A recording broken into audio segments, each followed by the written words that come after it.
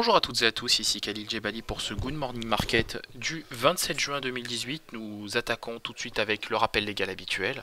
XTB France informe les participants que la présentation à venir et les informations qui vont être dispensées ne constituent pas en aucune manière une sollicitation ou incitation à acheter ou vendre des produits financiers. Nous commençons tout de suite avec le calendrier économique de ce mercredi 27 juin et vous le voyez, salve de statistiques économiques. On prendra connaissance dans un premier temps ce matin du discours de Mark Carney, donc gouverneur de la Banque d'Angleterre, discours qui bien évidemment nous intéressera. Puisqu'il parlera de politique monétaire, d'autant qu'au Royaume-Uni, il y a de fortes probabilités pour qu'un relèvement des taux ait lieu dans les prochains mois. Donc évidemment, discours à ne pas manquer et discours qui aura un fort impact sur la livre sterling et le FTSE 100. Ensuite, on s'intéressera aux commandes de biens durables aux États-Unis. Ce sera véritablement la statistique du jour du secteur industriel.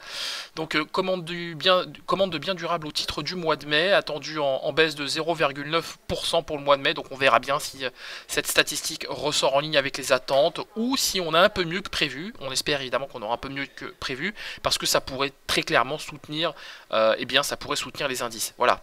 Ensuite, on s'intéressera donc à la balance commerciale des États-Unis, toujours. Donc on s'y intéressera, toute proportion gardée. Le focus sera bien évidemment placé sur les commandes de biens durables. À 16h30, les stocks hebdomadaires de pétrole qui auront bien évidemment un impact important sur les cours du Brent et du WTI. Ensuite, on prendra connaissance des discours de Eric Rosengren et de Charles Carles, donc tous deux membres du FOMC. Et enfin, la séance s'achèvera ce jour avec, avec le discours de Stephen Poloz, gouverneur de la Banque du Canada. Du côté des marchés, au moment où je vous parle, alors évidemment la toile de fond est clairement baissière. On a un DAX qui se replie de manière assez significative. Les indices européens d'une manière générale se replient de manière assez significative. En parallèle, les futurs américains eux aussi évoluent en territoire négatif. En dépit des propos accommodants de Donald Trump et de son administration, les marchés continuent de se replier dans le sillage des indices asiatiques. Le Shanghai Composite a déjà basculé en phase de bear market. Les actifs refuges sont plébiscités par les investisseurs, donc on est bien dans une thématique de fuite des actifs long risque, convergence vers le flight to quality. Toutefois, on remarquera quand même que le métal jaune, l'or, poursuit son repli en direction des 1250 $ l'once, en raison évidemment des perspectives de relèvement des taux aux États-Unis et des divergences de politique monétaire entre la zone euro et les États-Unis. On attaque tout de suite cette analyse avec la paire euro-dollar qui décidément est difficile. C'est difficile. On a du mal à se stabiliser durablement au-dessus des 1,1675. On s'est même replié, donc là pour l'heure on évolue toujours au-dessus des 1,1650, direction les 1,1638. Dans un tel contexte évidemment, donc je suis tenté même d'aller chercher ce niveau en trading, donc j'ai un biais baissier puisque les prix sont capés par les moyennes mobiles à 100 et 25 périodes. Dans le même temps, j'ai un RSI qui est à peu près, qui est orienté à la baisse, qui en tout cas qui tend à s'orienter à la baisse. Donc de mon point de vue, les choses sont assez claires. Je viserai le support des 1,1638. En cas de cassure, pourquoi pas le niveau des 1,16. Voilà. Alors moi qui étais haussier il y a quelques jours sur l'euro-dollar, et bien là le biais est complètement annulé. Donc invalidation évidemment du scénario haussier et focus désormais sur ce scénario baissier en direction des 1,1638. On attaque le DAX 30 et le DAX 30 qui s'apprête à retrouver le support des 12 098 points. Je le disais en introduction, forte baisse, forte volatilité sur les indices européens. On évolue en territoire négatif partout en Europe. Les futurs américains évoluent eux aussi en territoire négatif. Donc, alors évidemment, outre les inquiétudes autour de Donald Trump, alors on a vu que Donald Trump a essayé de rassurer un peu les marchés avec des propos accommodants. Il y a beaucoup d'attentes autour du communiqué de presse ou du communiqué du secrétaire au Trésor qui sera publié vendredi aux États-Unis. Donc on en attend beaucoup évidemment de ce communiqué. Maintenant, il faut le dire, le mal est déjà fait. Le mal est déjà fait. Certains indices ont basculé en territoire négatif. Les actions allemandes ont basculé en bear market. Le Shanghai Composite est en bear market. Sur le gold, on a eu une dead cross vendredi dernier qu'on continue de payer au moment où je vous parle. J'en reparlerai tout à l'heure au moment de l'analyse sur le gold.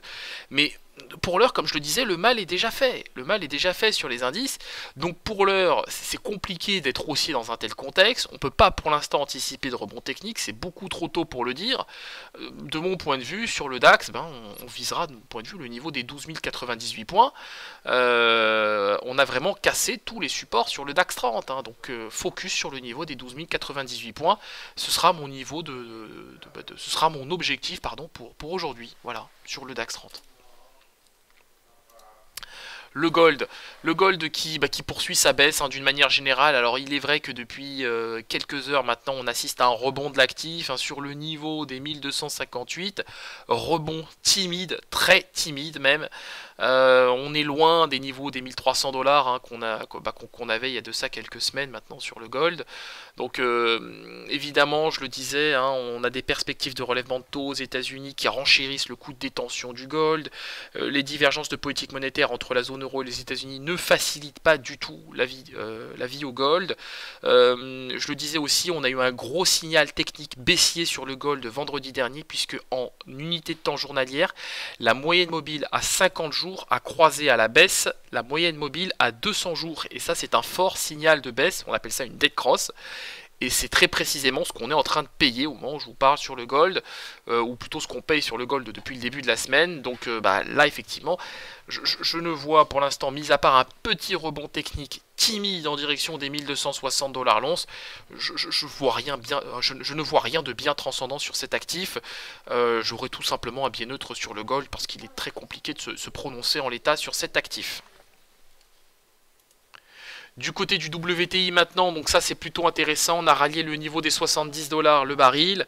Techniquement c'est positif puisqu'on est porté par la moyenne mobile à 21 périodes.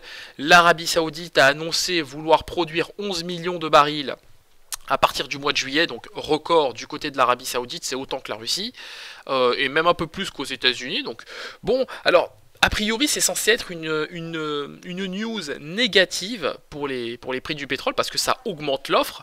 Maintenant, dans la mesure où l'Iran est amené à produire moins de pétrole en raison des sanctions internationales, en fait, ils ne font que compenser le manque à produire.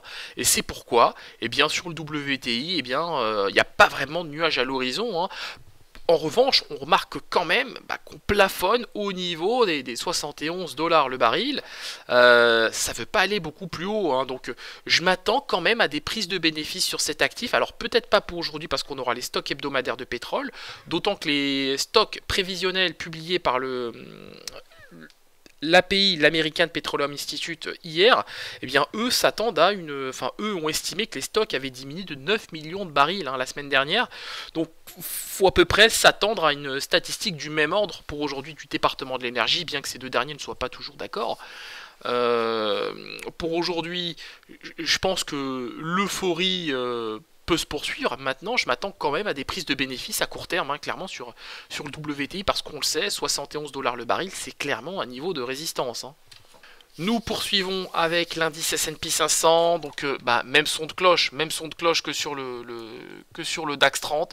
Le mal est déjà fait sur cet indice, donc la baisse se poursuit et continue. Alors par contre, sur l'indice S&P 500, il n'est pas question de parler de bear market.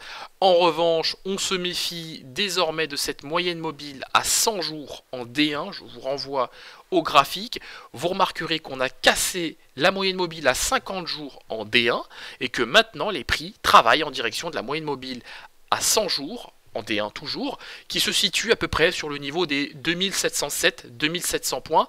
Donc là, évidemment, l'objectif c'est de retrouver ce niveau de prix. On l'a déjà testé avant-hier, et là il y a une forte probabilité pour que nous la retestions ce jour, puisque là on est déjà à 2712. On l'a déjà d'ailleurs retesté il y a de ça une demi-heure sur le niveau des 2707. Donc je me méfie clairement de ce signal technique, parce qu'en cas de rupture, ce serait direction sur le niveau des 2680 points sur l'indice S&P 500. Le Bitcoin qui poursuit sa baisse évidemment.